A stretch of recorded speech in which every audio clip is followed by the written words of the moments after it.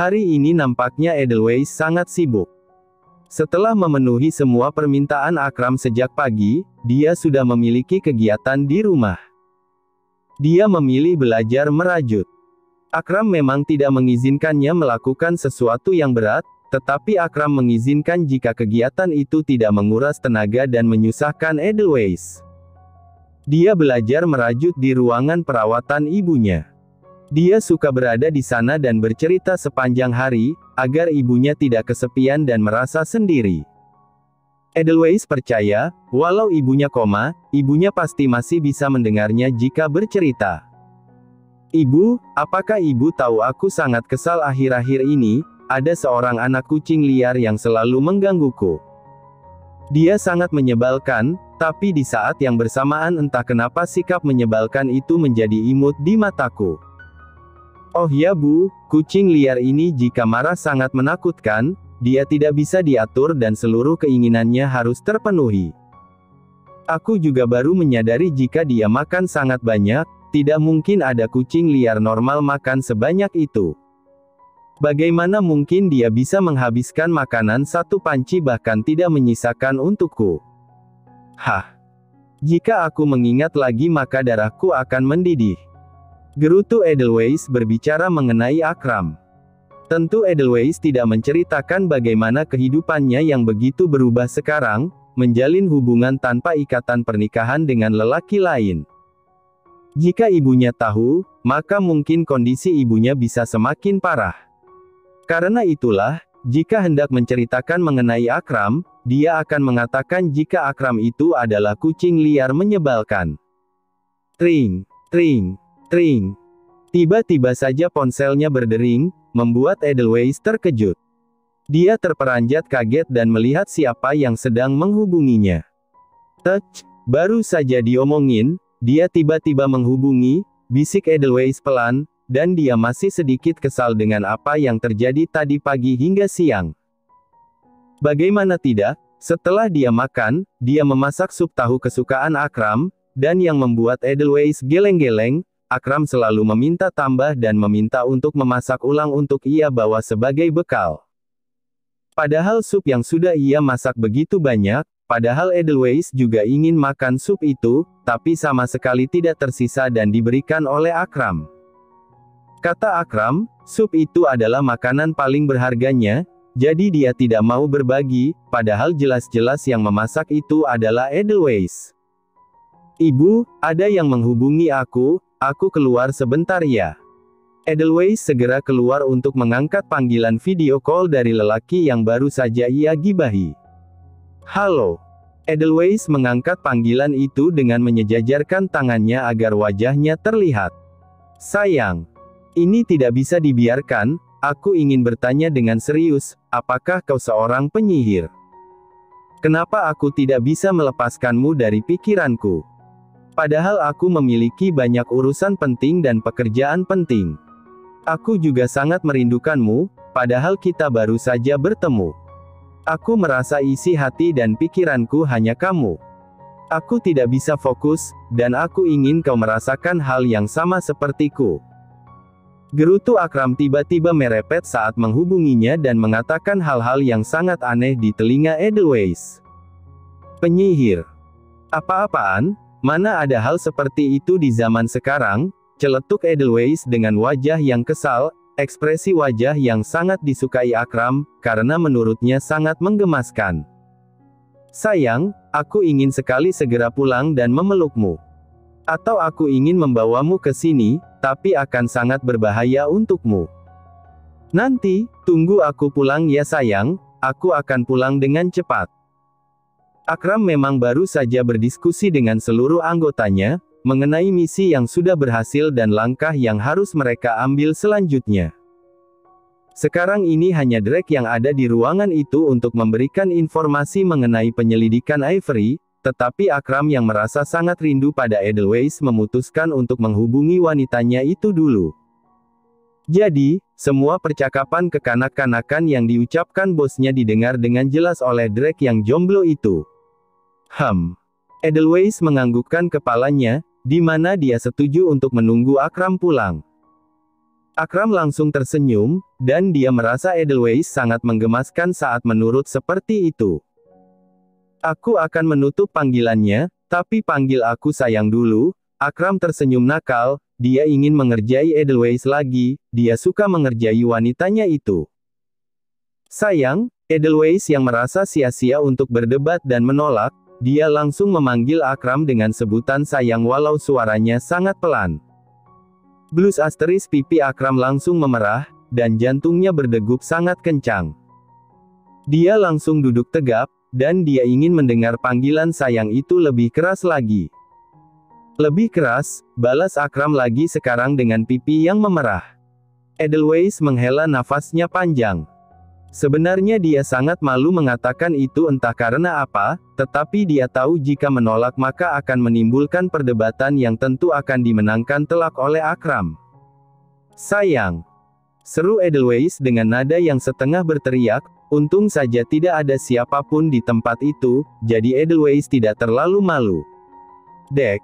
Dek! Dek! Detak jantung Akram berdegup sangat kencang hanya dengan panggilan itu saja. Dia bersemangat, dan wajahnya terlihat berseri.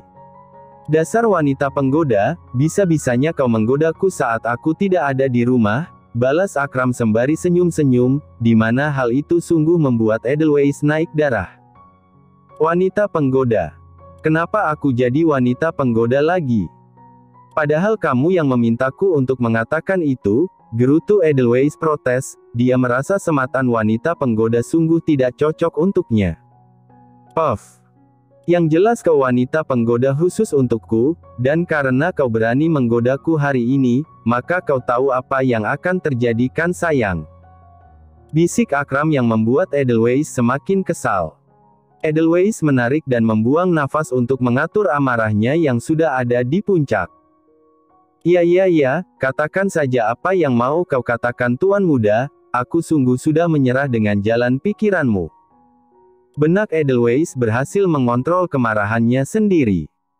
Sayang, coba kameranya diturunkan sedikit, bisik Akram lagi, di mana saat itu Edelweiss belum bisa memproses apa yang sedang dibicarakan oleh Akram, jadi Edelweiss hanya mengikuti begitu saja.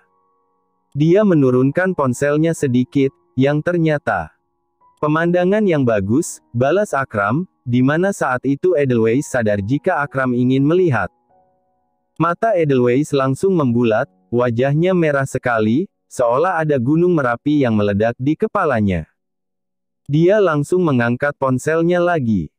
Dasar mesum. Gerutu Edelweiss, sungguh tidak menyangka di saat-saat seperti ini, Akram memiliki trik yang begitu mulus untuk hal-hal nakal seperti itu. Hahaha, baiklah sayang, tunggu aku pulang nanti ya, Akram tertawa terbahak-bahak. Dia sudah sukses mengerjai Edelweiss, walau pada akhirnya dia juga benar-benar menginginkan wanita itu sekarang. Panggilan itu berakhir, di mana Edelweiss menjadi semakin kesal sampai dia tidak bisa berkata-kata. Sedangkan di sisi Akram, dia senyum-senyum dan bahagia sekali. Dia merasa dia harus sering-sering menghubungi wanitanya itu jika sedang sibuk, karena sungguh membuat moodnya menjadi sangat baik. Sedangkan Drake, yang sejak tadi ada di sana, tersenyum kaku dan merasa semakin kesepian. Dia perlahan menyadari betapa menyedihkannya menjadi jomblo sepertinya. Apalagi ketika selesai mematikan ponsel, Akram tersenyum ke arahnya seolah membanggakan kisah cintanya. Katakanlah apa yang kau temukan mengenai gadis itu. Seru Akram, masih terlihat sangat bahagia. Namun, ketika Drake menjelaskan apa yang ia temukan mengenai Ivory, Akram terdiam, dan wajahnya menjadi serius. Nafasnya menjadi berat, dan dia ingin segera bertemu Ivory untuk menjelaskan ini semua. Entah temuan apa lagi yang didapat oleh Drake, akan tetapi rahasia kehidupan Akram yang selama ini ia lupakan mungkin akan segera terkuak sedikit demi sedikit. Aku sudah memiliki firasat tentangnya, awalnya aku tidak yakin jika itu adalah dia, akan tetapi setelah mendengar seluruh laporanmu dan melihat foto ini, aku menjadi sangat yakin jika anak perempuan yang dahulu bersama denganku itu pasti adalah Ivory. Aku harus menemukan jawabannya sekarang, perintahkan Lee untuk melacak keberadaan Ivory sekarang juga dan bawa dia kepadaku. Akram berbicara dengan tegas, entah kenapa nafasnya menjadi berat, dan dia merasa mungkin sebentar lagi dia akan mengetahui apa yang sebenarnya ia lupakan. Mengapa ibunya terkadang bersikap sangat kejam, namun anehnya ibunya juga terkadang bersikap lembut. Selalu mengatakan jika dia akan menyelamatkan Akram bagaimanapun caranya. Baik bos. Drake sudah menduga mengenai reaksi terkejut bosnya, akan tetapi dia tidak tahu jika kabar ini membuat bosnya sampai syok seperti ini. Bagaimanapun, Drake dan yang lain sama sekali tidak tahu apa yang sudah dialami oleh Akram sebelum bertemu dengan mereka. Mengapa Akram seolah menjadi lelaki yang tidak memiliki ekspresi dan perasaan? Masa kelam Akram yang menyedihkan terjadi ketika bersama ibunya, dan berakhir ketika ibunya tiada. Masih banyak rahasia yang ingin diketahui oleh Akram, apalagi mengenai hilangnya seluruh keluarganya, hanya tinggal dia dan Abraham Granddawn yang tertinggal. Di saat yang sama, Ivory sedang berada di apartemen yang memang sengaja ia sewa. Dia terdiam di depan cermin yang menunjukkan wajahnya. Kenapa ada wanita lain selain istrinya? Siapa wanita ini? Kenapa Akram tersenyum dan terlihat sangat bahagia di sisinya? Aku melihatnya dengan mata kepalaku sendiri, di saat aku hendak melapor ke ruangannya, tetapi mereka baru saja keluar dari ruangan Akram, dia bersama wanita yang berbeda. Entah kenapa firasatku tidak baik dalam hal ini, aku tahu Akram tidak mencintai istrinya, tapi aku tidak pernah menduga dia memiliki wanita lain. Siapa sebenarnya wanita itu? Kenapa bisa membuat Akram tersenyum? Yang bisa melakukan itu seharusnya hanya aku seorang. Ivory mengingat saat di hari dia berada di ruangan Akram, dia diperintahkan menuju ruangan Drake. Saat itu Ivory hendak kembali lagi ke ruangan Akram untuk memvalidasi beberapa laporan, akan tetapi saat itu ia melihat dengan jelas Akram sedang bersama dengan wanita lain. Dan dengan jelas Ivory menyadari jika tatapan Akram terhadap wanita itu sangatlah berbeda. Jika aku melaporkan wanita itu kepada Tuan, pasti wanita itu akan lenyap dalam waktu singkat. Aku tidak menyukainya, aku tidak suka wanita itu berada di sisi Akram. Hatiku sakit, aku tidak terima.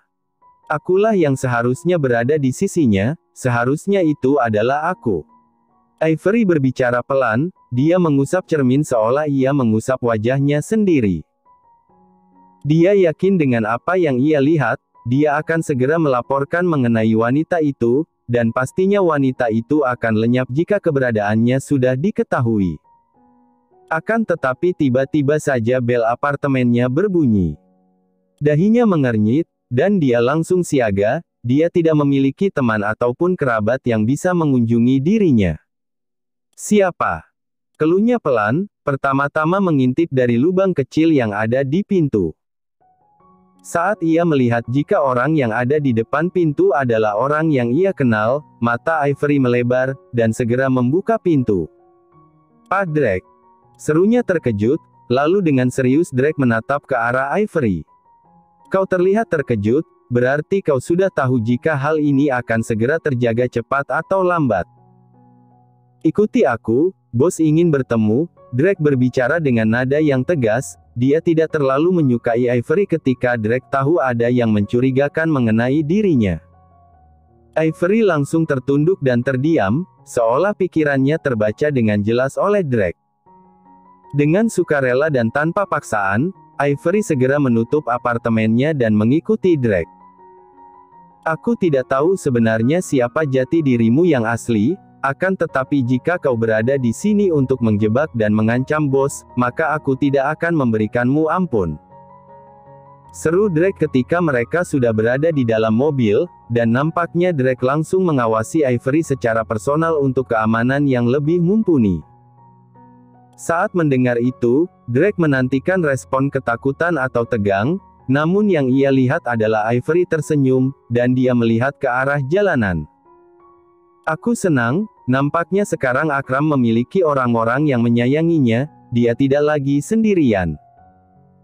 Tenang saja, aku kembali bukan untuk melakukan kesalahan yang sama, aku datang untuk sesuatu yang lain, balas Ivory, membuat Drake cukup terkejut. Ternyata firasatnya benar jika Ivory pasti adalah anak perempuan yang memang dicari oleh bosnya selama ini. Setelah percakapan singkat itu, keduanya langsung diam. Ivory nampaknya jadi lebih fokus untuk segala jawaban yang harus ia persiapkan menjawab Akram.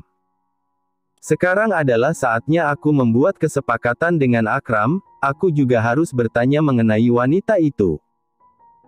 Aku siap berkhianat jika Akram mau melindungi aku dan bersama denganku, aku sudah tidak tahan dengan kehidupanku, aku juga sudah bosan berbohong, aku ingin Akram melihatku seperti dulu. Aku ingin dia kembali kepadaku. Benak Ivory, di mana dia sudah yakin dengan seluruh jawaban dan pertanyaan yang akan dia utarakan pada Akram. Kali ini, dia akan memilih perasaannya sendiri, dia tidak akan takut lagi seperti dahulu. Hanya dalam waktu singkat, akhirnya mereka tiba di sebuah tempat, di sana Akram sudah menunggu dengan keamanan ketat di setiap sudut ruangan. "Bos ada di dalam, masuklah," seru Drake, memutuskan menunggu di luar ruangan itu. Saat Ivory masuk ke dalam ruangan itu, matanya langsung membulat, dan jantungnya berdegup sangat kencang. Sampai-sampai dia harus mengusap dadanya untuk menenangkan detak jantungnya itu. "Perasaanku masih sama, aku harap dia mengingat janjinya." Ivory tersenyum lembut sekali, dia melangkah ke arah Akram yang menatapnya dengan tatapan dingin. Duduk dengan tegap, menunggu penjelasan dari Ivory. "Tuan Akram," setelah Ivory duduk di hadapan Akram, dia memanggil namanya, menatapnya dengan tatapan penuh harap. "Melihat dari ekspresimu, nampaknya kau benar-benar adalah anak perempuan yang aku cari. Aku tidak akan bertanya banyak hal, jelaskan kenapa kau bersembunyi dan siapa kau sebenarnya. Seingatku kau 2 tahun lebih tua dariku, yang artinya seluruh identitasmu yang sekarang adalah palsu." Akram dengan sikapnya yang arogan dan dingin, meminta penjelasan dari Ivory. Dia ingin tahu semuanya, mengenai jati diri Ivory dan mengenai ingatannya yang terdistorsi. Ivory yang mendengar itu terdiam, lalu dia menunduk dan mulai menceritakan apa yang terjadi versi dirinya. "Di sisi lain, katanya aku harus menunggunya pulang, tapi sudah jam 10 malam aku tidak melihat tanda-tanda ia akan pulang," keluh Edelweiss, sekarang sedang duduk di sofa melanjutkan rajutannya. Sebenarnya dia sudah sangat mengantuk, namun dia menahan diri dan menyibukkan dirinya sendiri karena Akram memintanya untuk menunggunya. "Tunggu dulu." Edelweiss langsung menghentikan apa yang sedang ia lakukan. "Sejak kapan aku jadi menurut dan menunggunya? Sadarlah Edelweiss, hubungan kalian tidak jelas, pacaran tidak, menikah juga tidak, kau hanya simpanan, jadi buanglah harapanmu jika tidak kau akan menderita karena terluka," gerutu Edelweiss, menguatkan dirinya.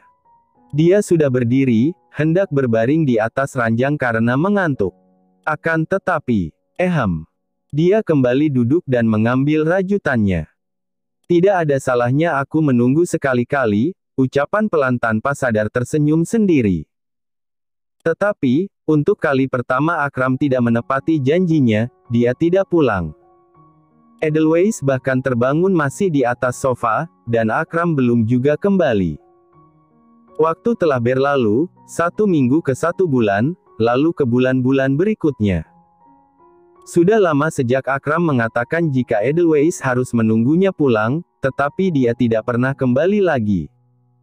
Seolah menambah rasa sakit yang akan dirasakan oleh Edelweiss selamanya.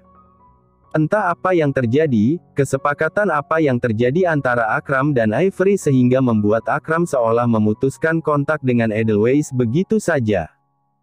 Sekarang usia kandungan Edelweiss sudah genap 7 bulan. Dia sering menangis dan merenung.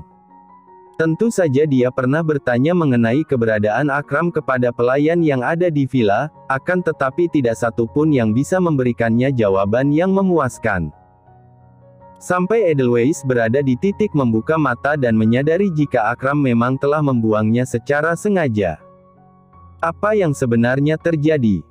Pesanku tidak pernah ia balas, panggilan telepon dariku juga tidak pernah dia angkat. Bahkan Dokter Amora tidak pernah datang memeriksa kandunganku lagi. Segala hal yang terjadi kepadaku seolah seperti mimpi, ucapnya pelan dengan suara yang gemeteran. Dia sudah memakai gaun lebar khusus ibu hamil, dia menyentuh perutnya yang membesar, dan dia menitikkan air matanya. Semuanya seolah hanya mimpi kecuali dirimu, kau yang sedang bertumbuh dan akan segera lahir ke dunia, ibu akan melindungimu. Dengan perasaan yang tertusuk begitu hebat, Edelweiss disadarkan jika sejak awal, ucapan Firestone semuanya adalah kebenaran. Jika dia memang harus tahu diri dan tidak boleh berani jatuh cinta pada lelaki itu, sebab yang akan terluka nanti adalah dirinya sendiri. Edelweiss menangis terisak untuk beberapa saat, lalu dia menyadari ada pergerakan di perutnya. Hal itu membuat matanya melebar, dan dia tersenyum bahagia sekali jika menyadari ada pergerakan dari bayinya. Maaf ya sayang, ibu menangis lagi, maafkan ibu karena selalu menangis. Tenang saja sayang, kau pasti akan baik-baik saja, ibu akan menjaga kehamilan ini, kau akan sehat lahir ke dunia ini, dengan nada yang masih gemeteran, Edelweiss mengusap air matanya. Dia harus tegar, dia tidak boleh berlarut-larut dalam kesedihan. Karena dia yakin jika bayinya pasti bisa merasakannya. Setelah itu, Edelweiss yang menyadari kehamilannya sudah berada di usia 7 bulan, tetapi sama sekali tidak ada pemeriksaan, dia memutuskan untuk pergi ke dokter kandungan sendiri. Edelweiss tidak pernah keluar sesuai dengan perintah Akram saat lalu, akan tetapi kali ini nampaknya Akram sudah tidak mempedulikan dirinya, sudah ingin membuangnya, jadi seharusnya dia bukanlah lagi kelemahan bagi Akram. Jadi, Edelweiss yakin jika saat ia memutuskan untuk keluar villa, maka tidak akan ada lagi yang akan menahannya. Dan benar saja, Edelweiss diantarkan oleh kepala pelayan yang selama ini membantu Edelweiss dalam segala hal ke rumah sakit. Dengan perasaan yang masih sangat sakit, dia merasa sangat kesepian ketika ia berjalan sendirian menuju ruangan dokter kandungan. Dia merasa batinnya terguncang, dan baru ia menyadari pentingnya kehadiran seorang ayah bayinya di sisinya di saat-saat seperti ini. Astaga, jangan menangis lagi Edelweiss, kenapa kau berharap kepada sesuatu yang tidak akan terjadi, kau harus kuat demi bayimu. Keluh Edelweiss, berhenti sejenak dari langkahnya.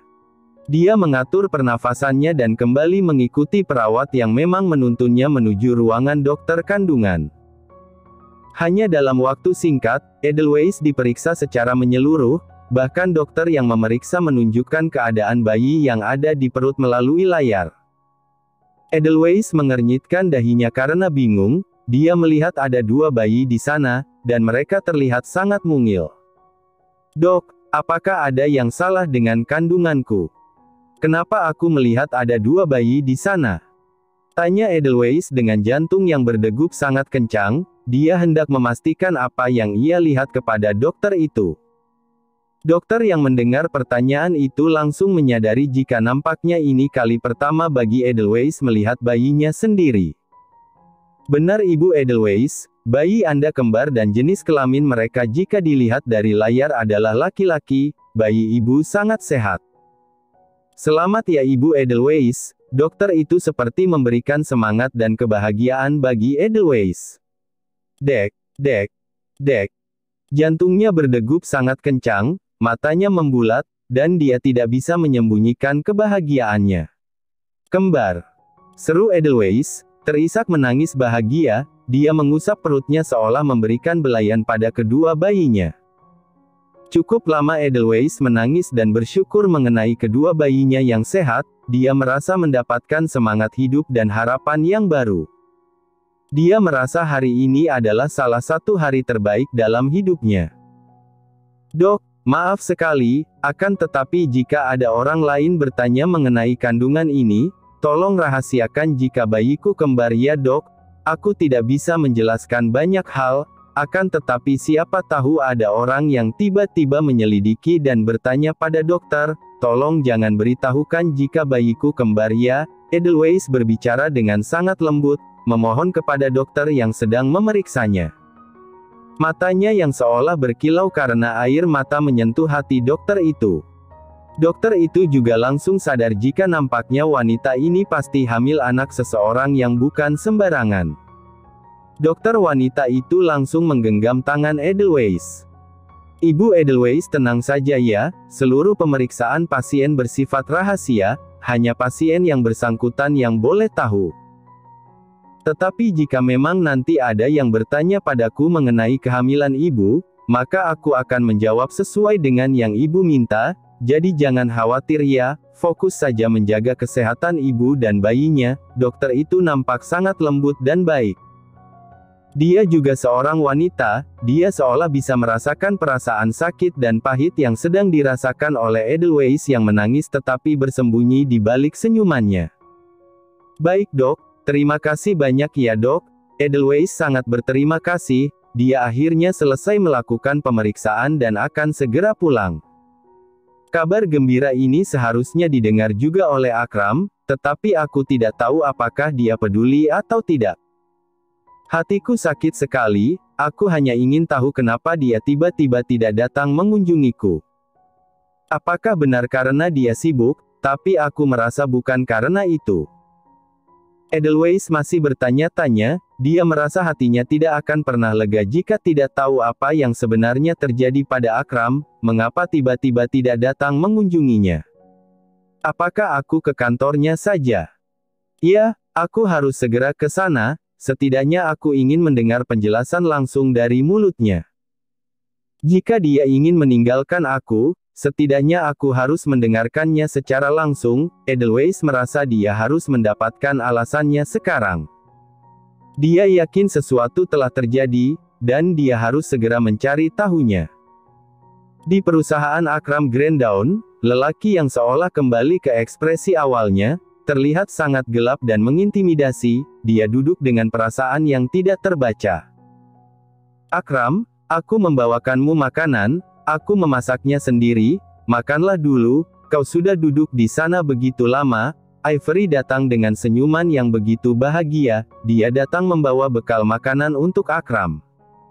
Saat Akram melihat ke arah bekal makanan itu, hatinya menjadi sangat ngilu. Satu-satunya makanan yang ingin ia makan hanyalah makanan buatan Edelweiss. Tetapi, sejak Ivory menceritakan hal-hal yang membuat Akram syok, Akram langsung menyadari jika Edelweiss akan mati jika terus berada di sisinya. Edelweiss akan lenyap jika saja identitasnya diketahui oleh orang itu. Membayangkan Edelweiss lenyap selama-lamanya, ternyata mengguncang batin Akram. Perkataan awalnya yang mengatakan lebih baik Edelweiss mati tapi tetap berada di sisinya telah berubah, ternyata cintanya jauh lebih besar sampai ia tidak bisa menjelaskan. Akram lebih memilih menderita kesepian dibandingkan membuat Edelweiss celaka. Dengan penampilan sederhana, Edelweiss datang ke perusahaan itu. Ada keperluan apa ya Bu datang ke perusahaan ini? Apakah Ibu ada janji penting? Keamanan yang melihat Edelweiss yang datang langsung menanyakan mengenai kepentingan Edelweiss datang ke perusahaan itu. Aku ada janji dengan Akram Granddawn, apakah dia ada di ruangannya? Edelweiss dengan serius bertanya mengenai Akram. Akan tetapi hal itu malah membuat pihak keamanan yang sedang mencegat Edelweiss mengernyitkan dahinya. Dia merasa wanita ini sangat aneh karena mencari keberadaan Akram yang ia pikir pastinya tidak memiliki urusan dengan orang biasa seperti Edelweiss. Tunggu sebentar ya Bu, saya bantu cek ke meja resepsionis dulu, balas pihak keamanan itu, di mana dia langsung menuju resepsionis, namun bukan untuk mencari janji yang ada dengan pemilik perusahaan itu. Ada seorang wanita aneh yang mencari Pak Akram. Dia terlihat seperti orang yang linglung. Untuk apa dia mencari Pak Akram? Aku harus segera menghubungi pihak berwajib untuk membereskan semua ini. Pihak keamanan itu yakin, jika Edelweiss pasti hanyalah orang aneh yang mendengar nama Akram di berita dan ingin bertemu dengannya secara pribadi. Tunggu dulu, seorang resepsionis yang berpakaian rapi itu langsung menghentikan pihak keamanan itu untuk menghubungi polisi. Dahinya mengernyit seolah hendak memastikan apa yang sedang ia lihat. Benar, itu adalah wajah yang ditunjukkan oleh Ibu Ivory. Jika dia datang maka aku harus segera menghubungi Ibu Ivory. Benak resepsionis itu langsung memberikan pesan kepada Ivory. Tidak perlu berlaku berlebihan, sepertinya dia memang mengenal Pak Akram. Ibu Ivory memintaku mengabarinya jika wanita ini tiba-tiba datang ke perusahaan sewaktu-waktu, seru resepsionis itu, menunggu balasan pesan dari Ivory.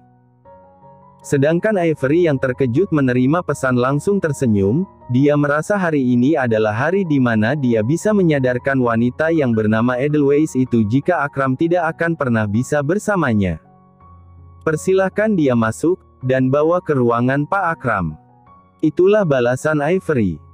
Setelah kesepakatan Akram dan Ivory beberapa bulan lalu, Ivory memang jadi memiliki peran penting di perusahaan. Bukan kedudukan, hanya saja dia dikenal menjadi sosok yang sangat dekat dengan Akram, dan membuat seluruh karyawan segan dengannya. Dengan balasan itu, Edelweiss akhirnya dipersilahkan masuk, walau dengan beberapa protokol, seluruh barang dan bahkan pakaiannya diperiksa oleh pihak keamanan wanita. Edelweiss baru menyadari betapa sulit untuk masuk ke perusahaan ini saja, dan betapa sulitnya bertemu dengan Akram juga.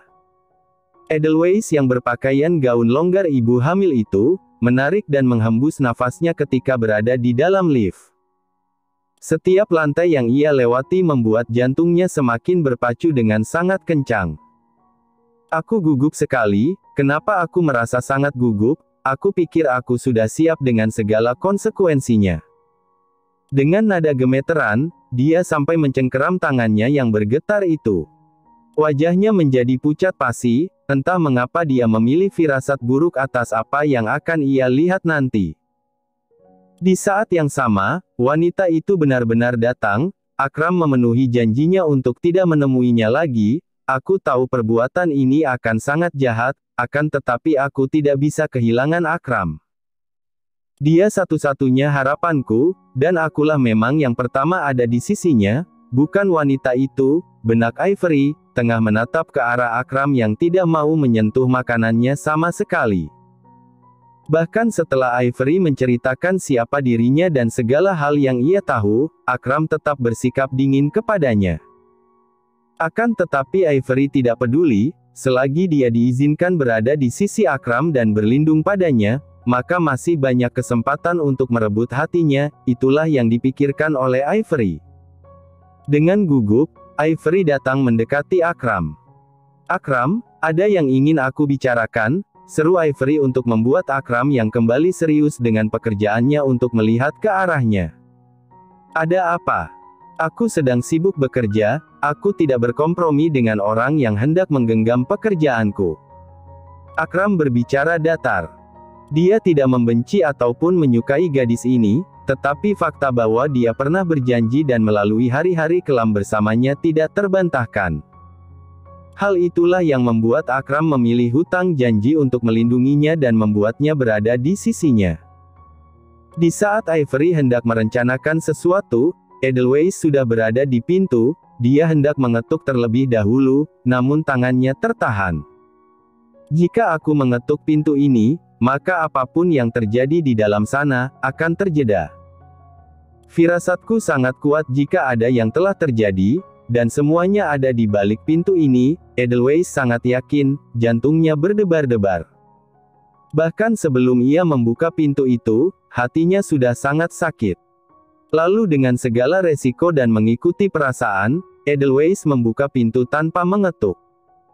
Rupanya bunyi pintu yang hendak dibuka itu terdengar oleh Ivory yang memang sudah mengamati.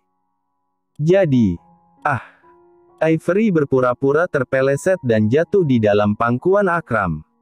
Di saat itulah Edelweiss berhasil masuk dan melihat apa yang ada di hadapannya.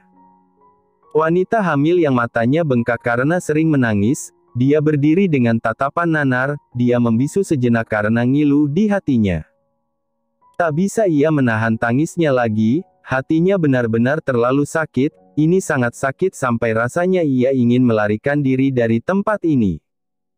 Edelweiss, Akram terkejut sekali ketika melihat keberadaan Edelweiss, yang berdiri di hadapannya dengan posisi yang pasti akan membuat Edelweiss salah paham.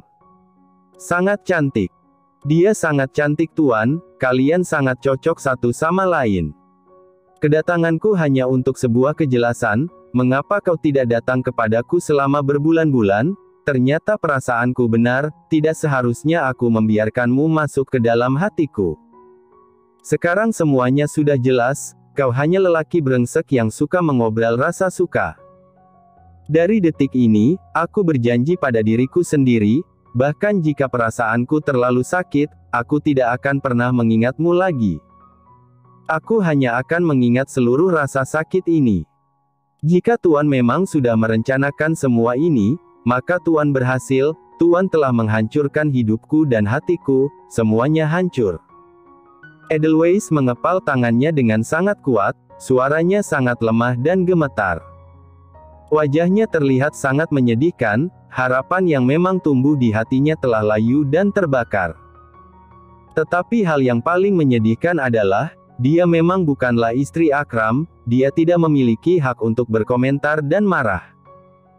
Sejak awal posisinya jelas disebutkan Akram, ialah wanita yang hanya dibutuhkan untuk melahirkan anaknya saja. Edelweiss merasa, Akram benar-benar mempermainkan hidupnya. Setelah berseru dengan kepahitannya, Edelweiss kemudian tersenyum nanar, dan air matanya tidak bisa berhenti. Aku akan pergi, ternyata bersamamu adalah mimpi buruk untukku. Ucapnya pelan dan langsung pergi berlalu.